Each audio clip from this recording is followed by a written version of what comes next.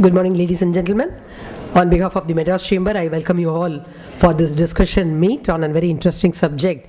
Let me invite our speakers to the head table, Sri N. Venkatraman, Mr. Vaitishwaran, Mr. K.K. Shekhar, please.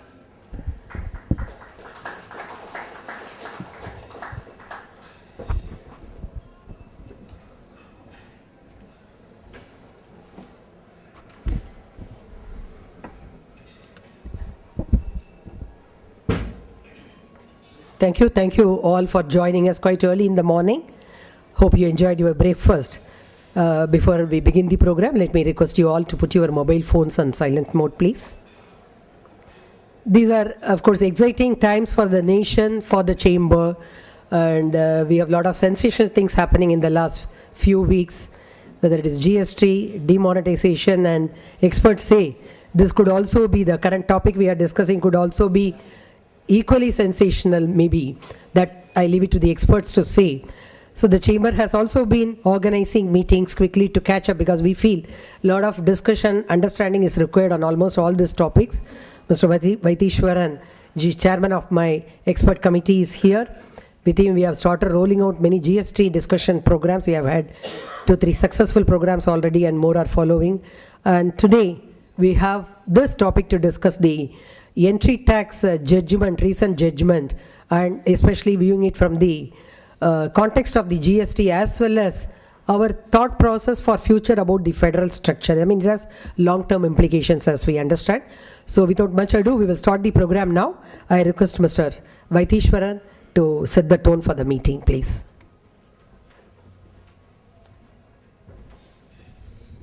Good morning, friends. Madras Chamber is never found wanting when it comes to arranging meetings on current topics. So I think everybody was expecting a topic on meeting on demonetization, because that seems to be the only topic in everybody's mind. And whether it is social media or it is print media or visual media, that is the only topic which everybody discusses. And of course, you have panic setting in with everybody becoming an author of creative new ideas. Property passbook system, gold takeover systems, locker takeover systems. So there is definitely a phenomenal move that has happened, and that has got its implications as we go forward. It is just not the simple demonetization exercise. It's an attempt to clean the country and move from a state of lawlessness to legal compliance. I think it's a very welcome move in that direction. So much more things would follow. Harsher decisions will follow. It can also have its impact on GST. It can have a nasty impact on GST if things go out of control, because we are talking about the November 25th meeting getting postponed to December 2nd, the GST Council kind of meeting. And they were promising something in the winter session in terms of the budget, in terms of the CGST and IGST bills, whether those bills even would be allowed to be presented if Parliament does not happen. There is a problem. Whether it's a money bill, finance bill is a different debate. But even if it's going to be a money bill, whether Parliament could function to allow the persons to present the bill can be a big issue by itself. So let's wait and watch. But coming to the current topic for discussion, many of you I see lawyers here, and as lawyers, we love to wallow and swim in decisions and enjoy the flow of decisions. And sometimes we also get upset by the fact that judgment runs into hundreds of pages. And we have one which almost just stops short of 1,000 pages. So I think even the magazines are yet to think of how do they handle this kind of an issue. So people are grappling with that judgment. But if you're a law student, if you're here, or if you like law, it's a treatise by itself. Please have the patience to go through the judgment. It opens up different concepts, different ideas, whether it is the Zakitlu case law, or the Dixitlu case law, or the Kesan and the Bharati decision, or the Pai Foundation, or even Lord Green's observations. You name it, it is there. And that from a concept of judge-made law, we are now even going to looking at a judgment which talks about inclusiveness. The judgment talks about economic unity, and talks about how underprivileged states and not so privileged states, how they must come in terms with existing with other states, and how other states should also keep quiet in that kind of format. So a lot of things are flowing out of this judgment. And fundamentally what flows out is that non-discriminatory tax can be valid and states have all the powers. So that seems to be the effect of that judgment, except that major issues like whether a entire state can be a local area or a local area is considered a local area is passed down to the next match. There will be a second round of before the division bench which will decide all those things. Individual validity will also go to those respective benches. But key things which probably stand out here is, if state has got that phenomenal power and the levy, the judgment actually links the state's power to the overall constitution framework and the overall constitution as an entire document, and not confines it to a particular chapter dealing with tax, how does it flow in GST? What happens after the 101st constitutional amendment? Everybody, somewhere as professionals and lawyers, I think we are also keeping quiet, in the sense that the whole thing has been given to a GST council. In fact, the ADMK MP at the time of GST passage in the parliament said that power of the state is being taken away and given to the GST council. And everybody said that it is a fair argument, state's power has been taken away and given to the GST council. But I would put it even differently. I would say that even the centre's power has been taken away. Both of them have jointly sat together and Dharavatified all their powers to the GNC council and say that you determine what is levy, you determine what is exemption, you determine what is the law. And that council also comes with something like a cess. They have no power to even contemplate a cess, but they're contemplating something like a cess. So you have an article which completely talks about GST council, which determines the way forward, whether a state legislature will be bound by the recommendations given by the GST council. Does the state have superpowers under Article 246A to do whatever they want despite what the GST council says? And if they do so, whether it can be challenged? And if it can be challenged, whether this judgment will come into play? Thank you, Mr. Vaitishwaran. You have said it right. Of course, the audience include members of the chamber and lawyer fraternity. So I didn't introduce Mr. Vaitishwaran, thinking it would be selling coal to the Newcastle or நம்ம ஊர்ல சொல்லணும்னா திருநெல்வேலிக்கு அல்வா கொடுக்குற மாதிரி இருக்கும்னு. But however, maybe for few people who may be new for both sides, let me just quickly do that, though it's a bit late now. Sure. So I take it for granted that all of you know him. Anyway, as I said, he is the chairperson of our expert committee. So any more information about him, you can always approach the chamber. Thank you. He had set the tone right.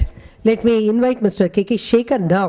K.K. Shekhar is again the co-chair of our Indirect Tax Committee, and he is the head of the Indirect Taxes in Ashok Leyland.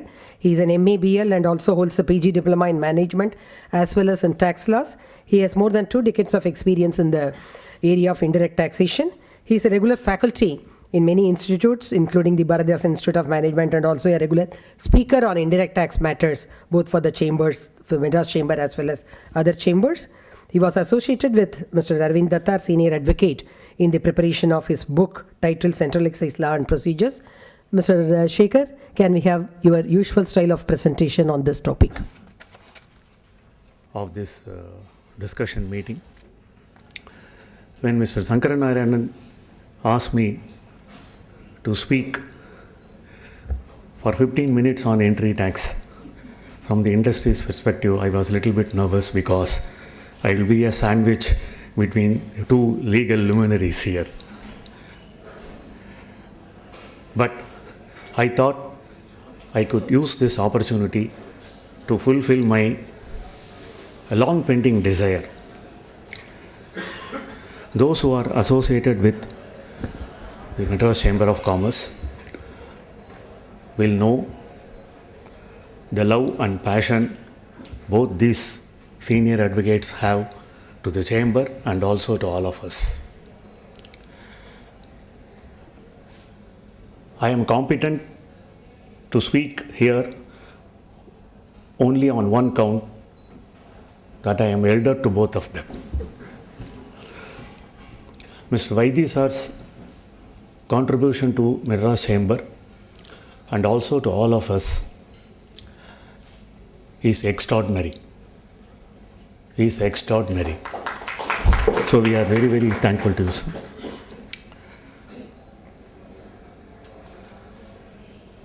The other person is a senior advocate practicing in Supreme Court, but Nambaladam. Those who are passionate with the Carnatic music, the December season, December 1st, in the Music Academy, or in Mylapore Fine Arts Club na varsha Jayasudas tha. 25th na Nityasri Mahadevan. So whenever we have a program on All India, indirect taxes workshop we have every year, it will be on Friday and on Saturday. The next day, Saturday morning, first session at 9 o'clock will be Mr. Venkatraman's. That is voluntarily, he will extend the support to us. And similarly, when these types of developments happen and judgments are there, voluntarily he is here to help us. And most of us deal with senior advocates on the other part of the country. We know how business-like they are. But here we have two people. Their names are household names. So we are very, very, very grateful to both of them. And I would like to use this opportunity to honor them on my personal behalf and also on behalf of all of you. I request Mr. Datta, the Senior Vice President of Hyundai Motors, to come over here and do the same on my behalf, please. அது பெரிய மாலை. அடுத்த round mister Venkatraman sir.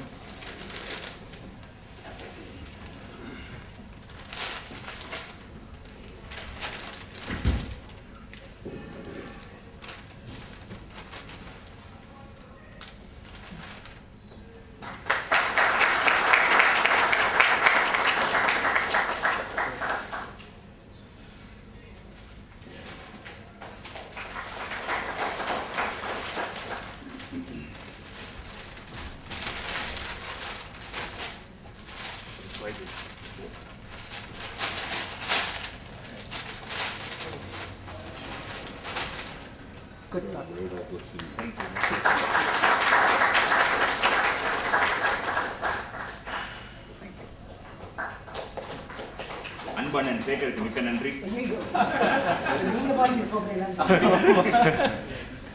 Thank you so much. I thank on behalf of MCCI and on behalf of me also Mr. Datta for doing this. And it's very rare to see him also. He has moved to Delhi and now he's back and we are very close friends. Now I come to the subject.